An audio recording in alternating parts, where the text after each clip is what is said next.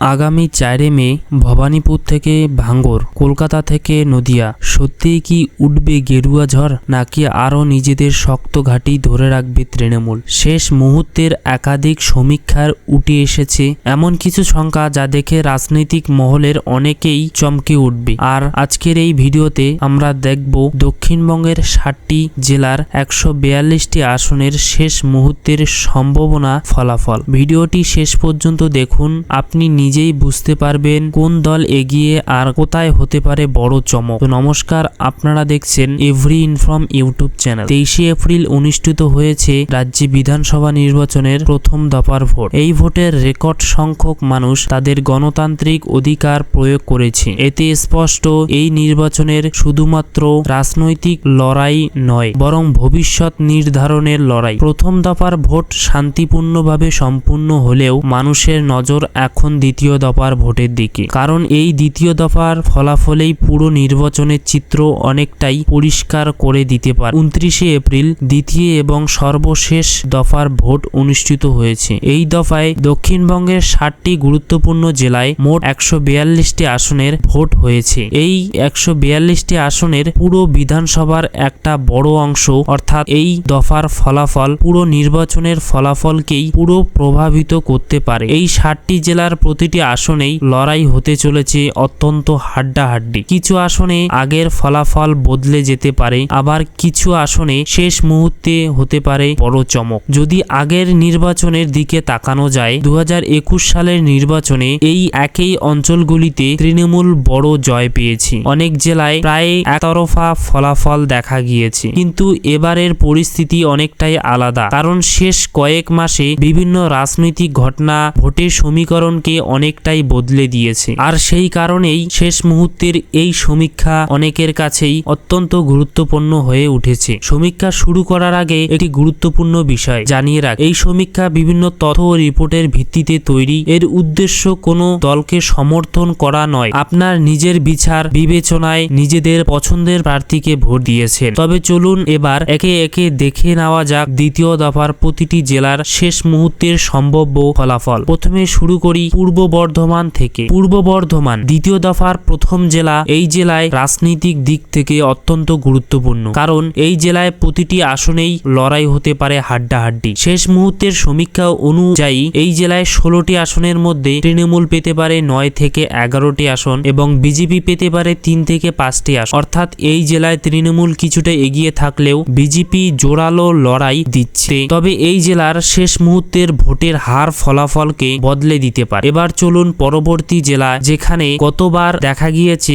একতরফা ফলাফল, কিন্তু এবার চিত্রটা কিছুটা বদলাতে পারে। পরবর্তী জেলা হাওড়া। এই জেলায় দীর্ঘদিন ধরে তৃণমূলের শক্ত ঘাঁটি হিসেবে পরিচিত। গত নির্বাচনে এই জেলার 16টি আসনের সবকটাই জয় পেয়েছে তৃণমূল, কিন্তু এবারের সমীক্ষা বলছে লড়াইটা আগের মতো এতটা সহজ হবে না। সমীক্ষা অনুযায়ী তৃণমূল পেতে পারে 10 থেকে 11টি আসন, বিজেপি পেতে পারে 3 থেকে 4টি আসন, বাকি আসনগুলিতে হতে পারে হাড্ডাহাড্ডি লড়াই। অর্থাৎ এই জেলায় শেষ মুহূর্তের ফলাফল বদলে যাওয়ার সম্ভাবনা উড়িয়ে দেওয়া যাচ্ছে না। পূর্ব বর্ধমান ও হাওড়া চিত্র দেখার পর এবার আমরা পৌঁছে গিয়েছি একটি অত্যন্ত গুরুত্বপূর্ণ জেলা, যেখানে এবার নির্বাচনের সবচেয়ে বড় পরিবর্তনের ইঙ্গিত মিলতে পারে। পরবর্তী জেলা হুগলি। এই জেলায় দ্বিতীয় দফার অন্যতম গুরুত্বপূর্ণ জেলা হিসেবে ধরা হচ্ছে, কারণ গত নির্বাচনে এই জেলায় প্রায় একতরফা ফলাফল দেখা গিয়েছে। 18টি আসনের মধ্যে 14টি আসন জিতেছিল তৃণমূল, মাত্র 4টি আসন পেয়েছে বিজেপি। কিন্তু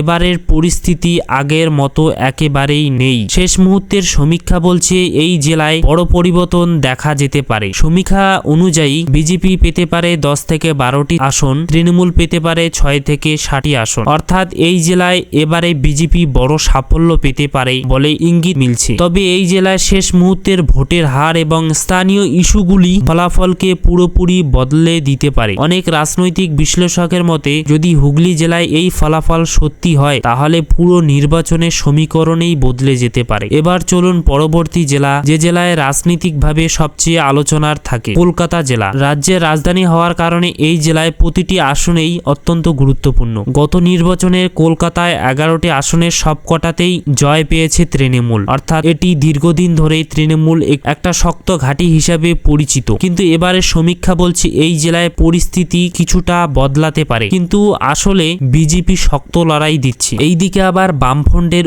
উপস্থিতি লক্ষ্য করা যাচ্ছে। সমীক্ষা অনুযায়ী বিজেপি পেতে পারে 4 থেকে 5টি আসন, তৃণমূল পেতে পারে 5 থেকে 6টি আসন এবং বামফ্রন্ট পেতে পারে 1টি আসন। অর্থাৎ কলকাতায় লড়াইটা হতে চলেছে অত্যন্ত হাড্ডাহাড্ডি। বিশেষ করে কিছু গুরুত্বপূর্ণ কেন্দ্রে শেষ মুহূর্তের ফলাফলকে বদলে দিতে পারে। এবার আমরা পৌঁছে গিয়েছি অত্যন্ত গুরুত্বপূর্ণ জেলা, যে জেলায় পুরো নির্বাচনের গেম চেঞ্জার হতে পারে, উত্তর 24 পরগনা জেলা। উত্তর 24 পরগনা এই জেলায় দ্বিতীয় দফার সবচেয়ে গুরুত্বপূর্ণ জেলা হিসাবে ধরা হয়েছে, কারণ এই জেলায় রয়েছে মোট 33টি আসন। অর্থাৎ এই একটি জেলা পুরো নির্বাচনের ফলাফলকে বড়ভাবে প্রভাবিত করতে পারে। গত নির্বাচনে এই জেলায় 33টি আসনের মধ্যে 28টি আসন জিতেছিল তৃণমূল, বিজেপি পেয়েছিল মাত্র কয়েকটি আসন। কিন্তু এবারের পরিস্থিতি আগের থেকে অনেকটা তফাৎ দেখা যাচ্ছে। শেষ মুহূর্তের সমীক্ষা অনুযায়ী তৃণমূল পেতে পারে 16 থেকে 17টি আসন, বিজেপি পেতে পারে 13 থেকে 14টি আসন, অন্যরা পেতে পারে 1 থেকে 2টি আসন। অর্থাৎ এই জেলায় লড়াইটি হতে চলেছে কাঠায় কাঠায়। বিশেষ নজরে থাকে পানহাটি কেন্দ্র। এই কেন্দ্রে